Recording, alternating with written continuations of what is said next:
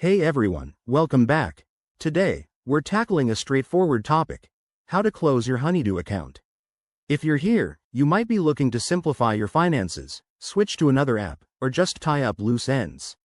Whatever the reason, I'll guide you through this process step by step, so you can do it quickly and confidently. First things first, make sure you're logged into your Honeydue app on your mobile device or website. It's crucial to handle this from an account with full access. Step 1. Open the app and navigate to your profile. You'll usually find this by tapping on your profile icon in the top corner or by going to the menu. Once there, look for the Settings or Account Settings option. It's often represented by a gear icon. Step 2. In the Settings menu, scroll down until you see something like Account Management or Delete Account. Honeydue might label it as Close Account to make it clear. Tap on that to proceed. Before you go further, take a moment to review any linked bank accounts or shared data.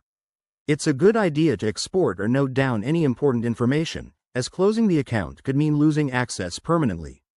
Step 3. You'll likely be prompted to confirm your decision. Honeydue may ask for a reason why you're leaving. Feel free to skip this if it's optional, or require you to verify your identity, perhaps with a password or two-factor authentication. Make sure to read any warnings about what happens next, like the deletion of your data.